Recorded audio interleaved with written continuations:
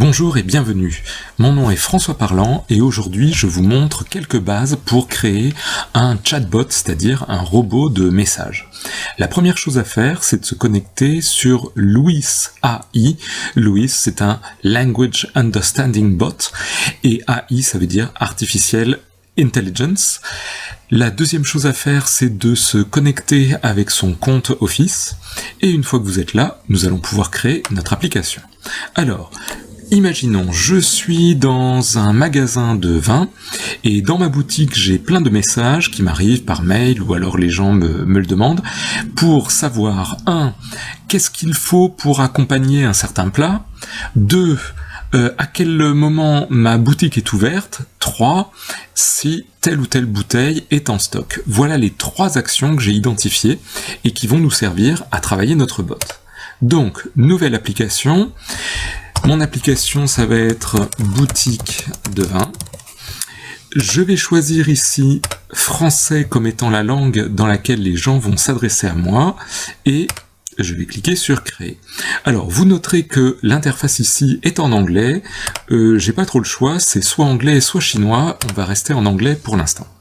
Donc, quand on arrive ici, la première chose qu'il nous demande, c'est quelles sont les intentions, intent, ça veut pas du tout dire ça, mais au moins vous le comprendrez, quelles sont les intentions de mes clients. Alors on va créer une première intention, je vous ai dit, la première chose, c'est ce que les gens me demandent, c'est comment accompagner un certain plat. Donc l'intention, je vais mettre un verbe, accompagner, c'est très bien.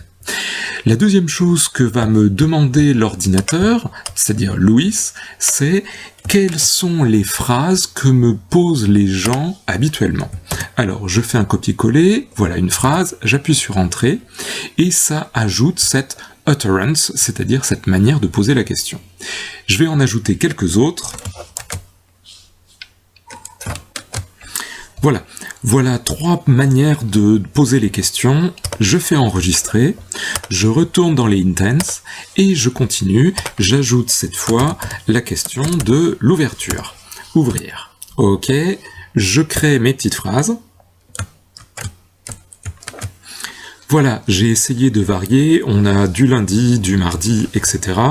Enregistrer.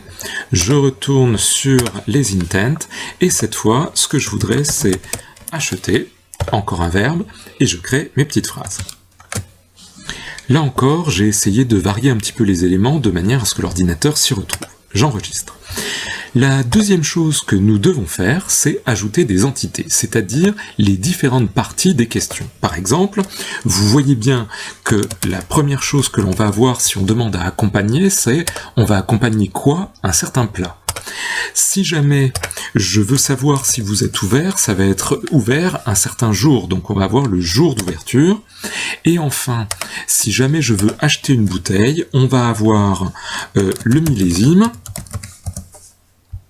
et on va avoir le château. Alors, une fois qu'on a ces différentes entités, on va pouvoir revenir aux intents, et par exemple ici, lorsque je passe mon curseur dessus, je vois que le poulet, c'est un plat, le lapin, c'est un plat, le poulet, hop, c'est un petit peu bas, c'est un plat. Je save, j'enregistre donc, et je fais la même chose pour les autres. Voilà, j'ai mis pour chacun des intents ce que c'était, château, millésime, j'enregistre. Et maintenant, je vais dans Train and Test. Ici, j'appuie sur Train, qui est le moment où l'ordinateur demande à Louis de s'entraîner à partir de ce qu'on lui a dit, de manière à apprendre. Une fois que l'application a réussi à s'entraîner, vous pouvez faire un test avec une question. Normalement, on n'a pas exactement posé celle-là, donc on tape, et ici on a nos différents choix. Regardez, on a une probabilité quasiment de 30% qu'il s'agit d'une question d'accompagnement. Ben, ça tombe bien, c'est plutôt ça. Et regardez, on n'avait pas du tout parlé de moutons, et pourtant, il a identifié qu'il s'agissait bien d'un plat ici. C'est donc les informations qu'il nous donnera plus tard.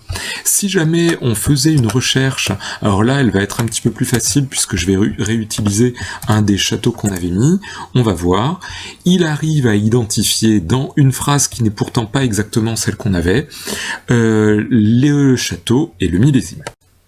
3 choses à retenir dans cette présentation. La première, c'est que pour travailler avec un chatbot, vous devez identifier les questions que posent vos utilisateurs, comme nous l'avons fait avec l'accompagnement, l'ouverture et l'achat. La deuxième chose, ce que vous devez comprendre, c'est que vos données, toutes les questions que vous recevez, que ce soit par mail, voire même par langage oral, sont une véritable mine d'or pour vous, parce que c'est à partir de ça que l'on va entraîner les robots. Donc vous devez garder ces données de manière très précieuse.